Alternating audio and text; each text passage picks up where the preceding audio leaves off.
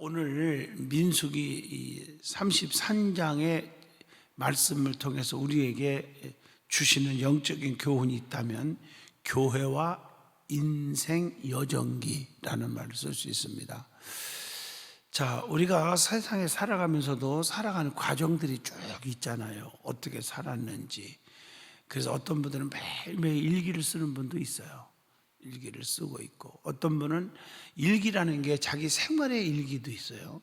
참, 여러분 하나 내가 가르쳐 줄게요. 생활의 일기. 내가 오늘 생활한 거, 느낀 거, 또 누구한테 도움 받았던 거, 누구한테 또 내가 도움을 줬던 일들, 또 오늘 내가 행한 일들을 쭉 기록하는 일기도 후손대에 도움이 돼요. 두 번째로는 또 이런 일기가 있어요. 경제 일기입니다. 그래서 그런 걸 꼬마꼬마 경제적으로 내가 이렇게 경제 생활을 하면서, 직장 생활을 하면서 내가 얼마씩 생활비를 받았고 내가 얼마씩 쓰고 있다. 그런데 또 오늘 하루하루 일기 가운데 오늘 내가 생활비를 얼마나 썼고, 또 예를 들어서 뭐 세금 낸 거, 주민세도 냈고 뭐도 냈고, 이런 거 쭉 메모해 놓은 거예요. 다 메모해 나가는 거예요. 노트에다가. 그리고 어느 통장에서 누구한테 이체 줬고 뭐 이런 거 쭉 해놓는 분이 있어요. 제가 보니까. 그럼 왜 그러냐고 물어보면 이런 대답이에요. 제가 봐도 동조가 되는 게, 세월이 한 1년, 2년, 3년 지나면요, 다 굉장히 유익해요. 왜 그러냐면 냈는데도 안 냈다고 통보가 오는 일도 있고요. 누구 꺼준 거 갚았는데도 그분이 안 갚았다고, 그분도 깜박깜박해서 잊어버린다고요. 뭐 그런 경우도 있고요. 그래서 쭉 노트다 메모해 놓으면 나중에 도움이 되는 경우가 있어요. 삶의 속에. 아멘 하시죠. 그리고 또 하나 더 한다면 미래적인 그런 글을 쓰는 분이 있어요. 내가 앞으로 이렇게 하겠다. 현재 많은 분들도 다 마찬가지예요. 자녀들에게 이렇게 하겠다, 또 이런 교훈을 주겠다 하는 그런 일기도 남기면 좋겠다 하는 거예요. 어떻든 간에 우리의 그 인생의 여정기라는 건 아주 중요한 거예요. 오늘 민수기 33장에는 성도들이, 또 교회가 인생 여정기가 있어요. 이들이 출애굽하는 과정에 이런 것들을 오늘 한번 다뤄봅니다. 자, 오늘 본문을 모세가 이스라엘과 함께하면서 겪은 모세의 인생 여정기라고 말할 수가 있을 것입니다. 그래서 모세는 이 부분에서 하나님의 명령에 따라서 애굽에서부터 모압 평지까지 40년의 여정을 다 기록하고 있단 말이에요. 이 여정은 그야말로 하나님께서 함께 하실 때에 어떤 어려움 속에서도 이길 수가 있었음을 보여주기도 하는 겁니다. 여러분, 성경 읽다 보면 이스라엘 백성들이 깨닫지 못할 때 과거에 하나님이 너희들에게 이렇게 해줬지 않았느냐, 이렇게 했지 않았느냐, 이런 말씀들이 쭉 있잖아요. 그러면 우리는 이 광야 같은 세상에서 인생의 여정을 어떻게 기록해야 하느냐는 겁니다. 그것이 오늘 민수기 33장을 통해서 대답을 찾습니다. 자, 첫째가 1절로 4절까지 본문을 보면 구원은 하나님의 은혜임을 알게 해야 한다는 거예요. 하나님의 은혜를 모르면 안 되죠. 자, 이스라엘 백성들이 모세와 아론의 그 지휘 아래에서 출애굽한 내용이 기록되어 있잖아요. 이 노정은 모세가 다 기록을 했어요. 그러면 그리스도인들도 신앙 일기나 기도 제목이나 그날의 일들, 특히 하나님의 인도하심과 하나님의 축복 주심을 기록하는 습관을 갖는 것도 좋습니다. 내가 누가 기도해 주셔서 이렇게 은혜 속에 살았다, 메모 좀 해놓으면 지난날의 은혜를 잊지 않는 거예요. 그리고 후대에 남길 간증도 대단히 유익하다는 거. 그런데 우리는 하루하루를 정리하지 않고 그냥 저녁에 잠자리에 들고 있을 때가 더 많지 않는가라고 생각을 해보고 반성을 해봅니다. 자, 모세와 이스라엘의 출애굽 사건은요, 결코 은밀하게 도망해 옴이 아닙니다. 공명정대하게 하나님에 의해서 이루어진 겁니다. 전적으로 하나님의 전능성에 의하여 이루어진 거 아닙니까? 죄악의 세상에서 우리의 구원도 마찬가지라고 봅니다. 영적으로 보면 전적으로 하나님의 일방적인 은혜로 이루어진 거예요. 내가 뭐 어떻게 한 게 아니에요. 에베소서 2장 8절에 답이 나오죠. 너희는 그 은혜에 의하여 믿음으로 말미암아 구원을 받았으니 이것은 너희에게서 난 것이 아니요 하나님의 선물이라, 이렇게 말하고 있어요. 아멘이죠? 이 사실 여러분 가슴속에 믿어집니까? 믿어야 합니다. 예수님께서 우리에게 생명을 주시기 위해서 몸이 찢기는 고난을 당하셨기에 그로 인해서 우리는 구원과 영생을 얻었습니다. 우리도 우리의 옷을 벗어서 예수님을 덮어드려야 된다. 영적으로 보면. 그럼 어떻게 하는 것이 덮어드리는 것이라고 말할 수 있을까 하는 얘기입니다. 바로 우리의 이웃에게 하는 것이 예수님께 하는 것이라고 하나님의 성경 말씀에 그렇게 가르쳐 준 것처럼 우리는 항상 우리의 주위를 돌아봐야 한다는 것입니다. 그래서 소자 하나에게 냉수 한 그릇 대접한 것이 곧 나에게 한 것이니라. 아멘 하시죠? 그렇게 말했잖아요. 오늘날 이러한 교회의 역할이 아주 중요시 되고 있다는 것을 아셔야 합니다. 어제도 새벽에 민수기 32장 통해서 은혜 받았잖아요. 이기주의를 버려라. 아멘. 자기만을 욕심을 채우는 그 이기주의가 아주 안 좋은 거예요. 그래서 남을 배려할 줄 알고 남을 생각할 줄 알고 말 한마디도 꼭 물질뿐 아니라 말 한마디 한마디가 남에게 상처 주지 말고 배려하고 용기를 주고 이런 게 아주 중요합니다. 그냥 자기가 생각난 대로 막 내뱉고 막 그런 이기주의가 돼서는 안 돼요. 여러분 제가 이제 연수원에 이제 운전하고 이제 갑니다. 새벽도 끝나고 가다 보면 참 운전하는 사람들의 그 습관과 또 나는 습관이라고 좋게 표현을 하는데 또 나쁜 말로 말하면 그 인간성을 이렇게 말하기도 하죠. 별 사람들이 다 있어요. 그냥 쭉 가다 이제 오른쪽으로 카브 들으면 앞에서 가는 사람하고 이렇게 마주치잖아요. 차가 이렇게. 그러면 이분들이 천천히 가서 이 차 고속도로로 두르게 해줘야 되는데 그냥 안 두르게 쫙 갖고 뻔뻔 안 줘요. 양보도 절대 안 해요. 떨어져서 양보해야 되는데도 안 해요. 그래서 힘들게 들어가요. 가만히 유심코 봐요. 그 양보 끝까지 안 했던 그 차를 보면은 저는요 지그재그로 해갖고 남들요 뭐 양보 안 한다고 빵빵 내면서 막 가요. 그건 인간성이 아주 못된 거죠. 나쁜 말로 말하면 맞죠? 나는 좀 목사니까 좋게 말해서 성격이 다양하다 이렇게 말을 하지만 인간성이 안 좋은 거죠. 자기는 하여튼 간에 양보를 절대 안 하면서 안 해주고 막 양보해달라고 하고 안 해주면 막 빵빵대면서 남은 배려를 안 하는 거. 그 이기주의가 운전하는 사람만 봐도 알겠더라고요. 뭔 말인지 알아들어요. 이게 잘못된 거예요. 우리 주님께서 말씀한 것처럼 나보다 이웃을, 나보다 교회를. 그러니까 여러분들이 나를 사랑하는 게 뭐냐? 내 계명을 지키는 거다. 그랬죠? 계명을 지키는 것이 뭡니까? 라고 말하면 뭐 성경이 십계명이겠죠. 십계명이 뭡니까? 하나님 사랑, 이웃 사랑. 그것도 있잖아요. 하나님과의 인간과의 관계, 인간과 인간 사이의 관계 중요하잖아요. 영생이 어떻게 얻으렵니까? 할 때 대답이 뭡니까? 뜻을 다하고 목숨을 다하고 정성을 다하여 주 너희 하나님을 사랑하고 내 이웃을 내 몸과 같이 사랑하라. 아멘 하시죠? 이것이 아주 중요하지 않겠나. 자, 어떻든 간에 교회가 이웃은 어떻게 살든지 돌아보지 않는다면 복음 전파에도 나쁜 영향을 주고 만다는 것입니다. 교회가 복음을 전해야 할 곳은 바로 여기 이 땅의 백성들이라 하는 것을 아셔야 합니다.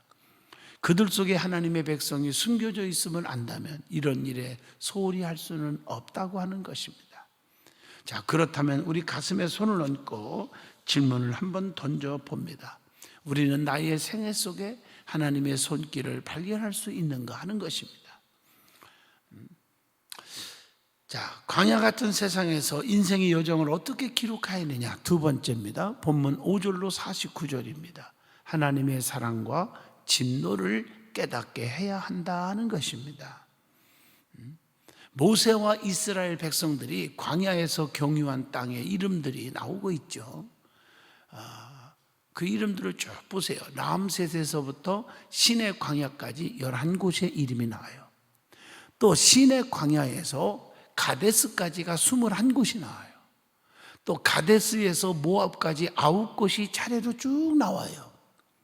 이렇게 전부 합치면 몇 곳입니까? 41곳입니다.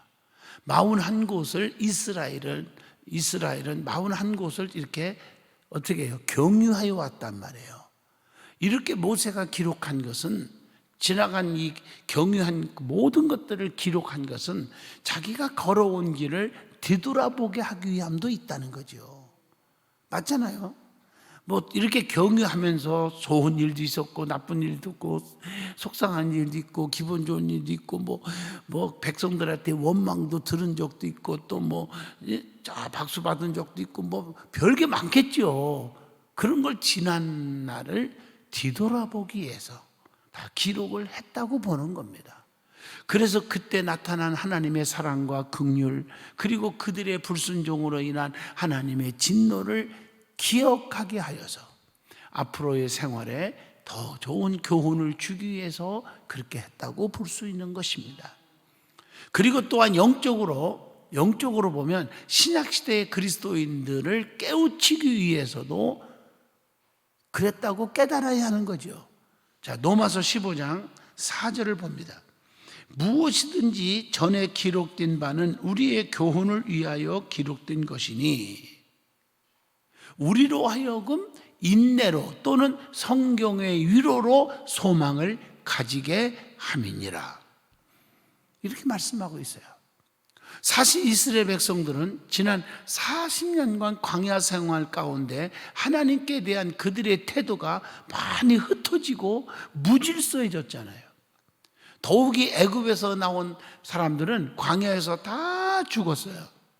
이제 새로운 세대들은 과거 역사에 대해서 무관심하거나 희미해졌다는 것을 알 수가 있어요.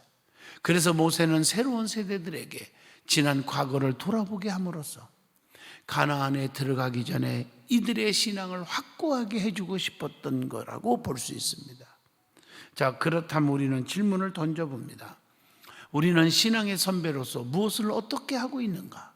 또 이웃이나 자손들에게 신앙을 확고하게 심기 위해서 무엇을 하고 있는가 하는 것입니다. 하나님의 사랑과 하나님의 그 긍휼, 또 불순종으로 인한 하나님의 진노, 이런 것들을 어떻게 깨우치고 있느냐 하는 것을 질문하면서 답을 줍니다. 자, 광야 같은 세상에서 인생의 여정을 어떻게 기록하였느냐, 마지막 세 번째입니다. 본문 50절로 56절입니다. 유혹의 요소를 완전히 제거해야 한다는 것입니다. 하나님께서는 이스라엘이 가나안에 들어가 무엇부터 해야 할 것인가를 모세를 통해서 말씀합니다. 하나님은 항상 주의 종을 통해서 말씀할 때가 많아요. 성경의 대부분이 그랬어요. 그래서 선지자나 사사들이나 선지자들 또 제사장들 이런 분들을 통해서 하나님 말씀하시고 또 가르쳐 주기도 합니다. 그저께도 공부했죠. 모든 백성들이 항상 모세한테 여쭤본다고. 기억하시면 아멘 하시다.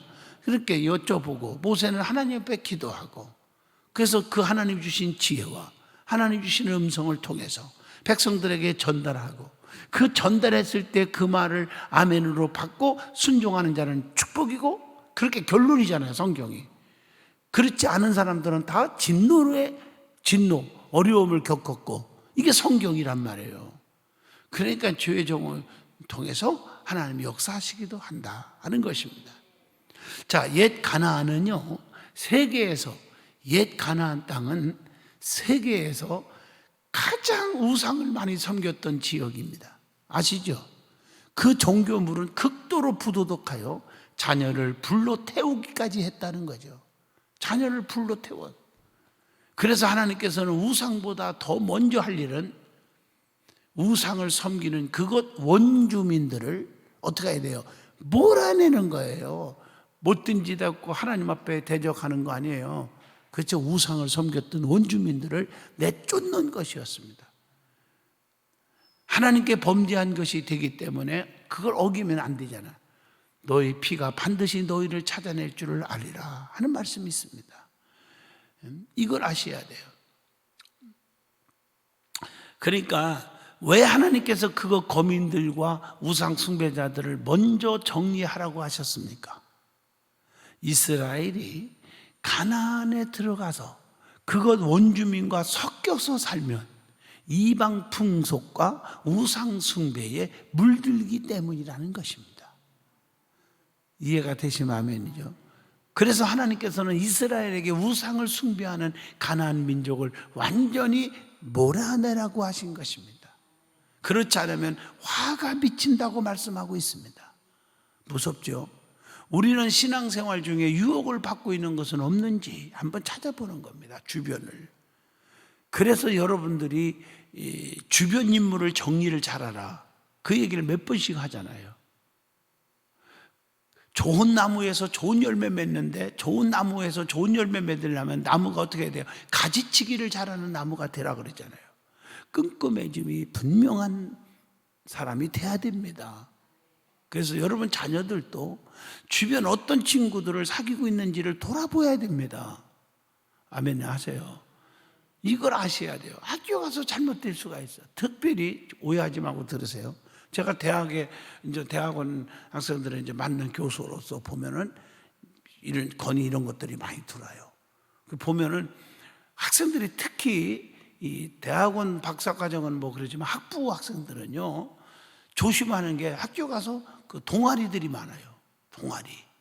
그 동아리들이 많은데 여러분 종교적인 동아리가 제일 많아요. 그 중에서 괜찮은 그 기독교적인 동아리보다 이단성, 사이비성, 또 사이비는 아니어도 교회관에 완전히 흔들리는 그런 동아리들이 많아요. 내가 이름을 여기서 안 밝히겠습니다. 비난하는 것 같으니까. 여러분 교회관이 흔들리면 신앙생활 못하는 겁니다. 그냥 무질서하게 그냥 선교 많이 하라 뭐 하라 그게 좋은 것 같죠? 신앙이 자라지를 않거든요. 그런 동아리들이 너무 많기 때문에 애들 학교 보내서도 나는 우리 학생들한테 하고 싶은 얘기가 웬만하면 동아리 가입하지 말라고 그랬잖아요. 너희들이 섬기는 교회에서 충성을 잘해라. 그것이 네 믿음이 자라는 길이다. 오죽하면 제가 그렇게 말했겠어요. 대학 졸업하고 나서 그 교회 떠나는 학생들이 많거든요. 그 동아리에서 그래요. 자기들끼리 또 동아리에서 모이고 조심 또 조심해야 돼요. 아멘 하시죠? 어떻든 간에 오늘 여기 말씀 가운데 중요한 것은 오염시키면 안 돼요. 그러니까 우상도 다 터전하지만 그 우상 섬기는 원주민들을 내쫓으라는 거예요. 너희들이 그 쫓지 않으면은 주변 정리를 안 하면은 다 오염되고 또 너희들의 화가 임할 것이다. 하나님 그렇게 말한 거예요. 깨달으면 아멘. 교회 안에서도 기도 많이 하고 겸손하고 남을 배려할 줄 알고 입도 조심하고 이런 좋은 친구들을 만나면 성공하는 거예요. 자녀들도 마찬가지예요. 좋은 친구들을 만나야지 않겠나. 목사도 마찬가지예요. 좋은 성도 만나야지. 좋은 성도 안 만나면 머리 다 뽑아져 버립니다. 진짜 이해하셨어요? 네? 잘못하면 또 스트레스 받아갖고 암에 걸려 죽기도 하고 젊은 나이에 목회자들도 그래요. 보면은 자 성경에 그래서 배려하는 사람들 만나고 주변 정리를 잘해라. 자 예수님께서 마가복음 9장 43절로 47절까지 하신 말씀 신앙생활 중에 우리가 꼭 기억할 것은 내 오른손이 너로 실족하게 하거든 찍어버리라. 내 지체 중 하나가 없어지고 온몸이 지옥에 던져지지 않는 것이 낫다. 믿어지면 아멘 하시죠. 이해하셨습니까? 그러니까 힘들어도 끈끈해짐이 분명해야 된다. 버릴 건 버리고 자를 건 잘리고 그래야 한다. 그래서 우상 숭배하는 거 다 버리고 우상 숭배 앞잡이 섰던 원주민들을 내어 쫓으라고 하신 말씀이 이해가 되시죠? 오염되면 안 된다. 그겁니다. 자, 위대한 일을 행한 사람은 위대한 결단을 하게 되어 있다. 우리도 과감하게 죄와의 결별을 선언해야 되고, 또 하나님께서는 이런 자를 복 주시고 사용하여 주신다는 것을 교훈하고 있습니다. 기도합니다. 하나님, 교회와 인생 여정기 오늘 민수기 33장을 통해서 은혜 주심을 감사합니다. 이 말씀이 우리의 삶의 노정기로 삼게 하여 주옵소서. 예수 이름으로 기도합니다. 아멘.